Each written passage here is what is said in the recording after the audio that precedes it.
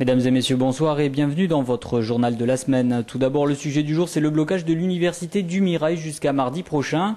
Et puis nous reviendrons sur les principaux sujets de la semaine. Le collectif Yonanza a manifesté mardi devant la préfecture pour réclamer des explications dans l'affaire concernant la mort de ce militant de l'ETA. À moins d'un mois de sa mise en service, le tramway commençait mercredi les essais en conditions réelles. Et enfin, nous reviendrons sur la venue jeudi à Toulouse des membres de l'Institut Bosphore. Et on commence tout de suite ce journal avec le sujet du jour qui est la manifestation de ce week-end contre la réforme des retraites. Alors même que la loi a été votée, les syndicats restent mobilisés. Un appel unitaire que l'UNEF compte elle aussi suivre. Retour avant la manifestation sur la situation des étudiants toulousains avec Romain Bois, président de l'UNEF.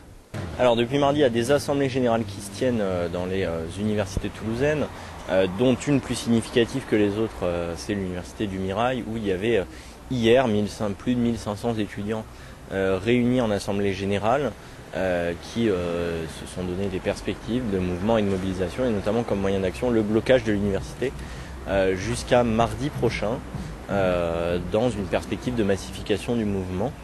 Et donc l'université du Mirail est bloquée jusqu'à mardi prochain, et les deux autres universités toulousaines réunissent des assemblées générales autour de 100-150 personnes dans les deux autres universités qui ont voté aussi la grève, ce qui a été fait au Mirail d'ailleurs naturellement aussi, et qui se mobilisent aujourd'hui contre la réforme des retraites. Et nous notamment on appelle les étudiants à manifester le 6 novembre, donc samedi, pour dénoncer encore cette réforme des retraites.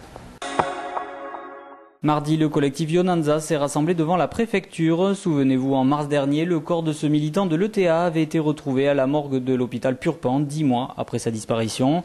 Pascal Nakache, président de la Ligue des droits de l'homme section Toulouse, nous en dit un petit peu plus sur les raisons de ce rassemblement.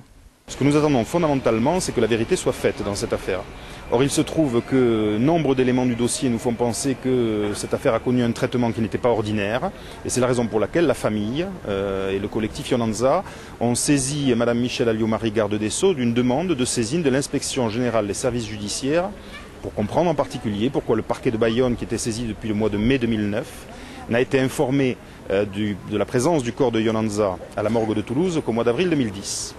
À ce jour, la demande qui a été présentée à Michèle Alliot-Marie au mois de juin dernier, au mois de juin 2010, n'a toujours reçu aucune réponse, même pas un accusé de réception. C'est un élément supplémentaire de perplexité de notre côté. C'est la raison pour laquelle nous interpellons aujourd'hui l'État pour que celui-ci mette en œuvre tous les moyens pour que la lumière soit faite dans cette affaire.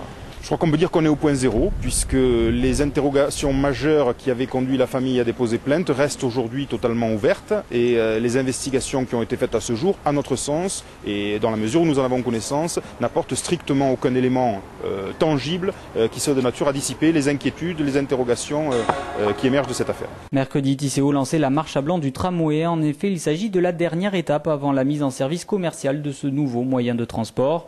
Une occasion pour le personnel de Tisséo, mais aussi pour les usagers de la route de se familiariser avec la circulation du tram.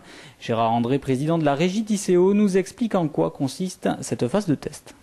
Alors on était jusqu'à présent sur une phase de test, d'essai, puisque le chantier n'était pas encore totalement terminé. Et là on rentre dans une phase vraiment grandeur nature, où l'ensemble des voitures, des rames sont présentes sur le réseau, c'est-à-dire 11 voitures, 11 trams.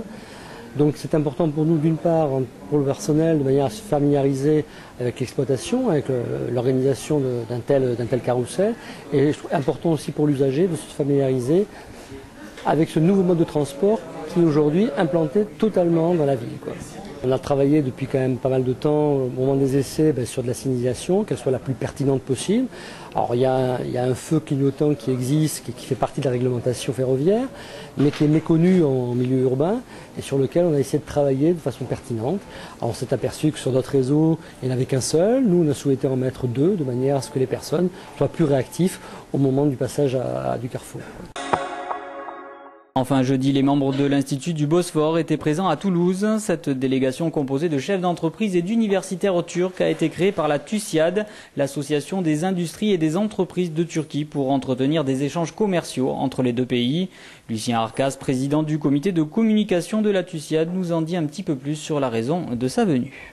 On pense que si on veut vraiment trouver la France profonde, enfin les vrais Français, il faut aller alors dans les provinces. Province, c'est pas péjoratif. Et alors on a fait donc Bordeaux, Toulouse. On aurait pu faire Toulouse-Bordeaux, mais géographiquement, on a fait l'inverse. Et on va continuer à faire ça. Et nous sommes étonnés positivement. On aurait dû faire ça plus tôt. Donc c'est le seul regret qu'on a. Il faut d'abord se connaître pour ne pas se voir perdre dans d'autres. Alors, si on se connaît bien, et on essaie de faire des affaires aussi, donc ça rend les amitiés un peu plus proches. Et puis dès qu'on est amis, on se connaît bien, il n'y a pas de raison pour ne pas être ensemble. On ne peut pas vouloir être ensemble d'abord pour se connaître ensuite. Il faut se connaître d'abord pour être ensemble ensuite. C'est ça l'idée. Alors, connaître des Parisiens, bon d'accord, ils connaissent assez bien. Et puis le reste de la France. Comment est-ce qu'on va faire? Donc on va continuer ceci, et on fera toutes les régions, et on est étonné de la beauté des sites et des personnes. Donc peut-être que c'est un bon début, ça, à mon avis. Voilà, c'est la fin de ce journal. Merci à vous de l'avoir suivi. Dans quelques instants, on se retrouve pour l'invité du jour. Ce soir, c'est Julien Feuch, architecte, qui a conçu avec Alexandre Boulin le premier Day Spa de Midi-Pyrénées.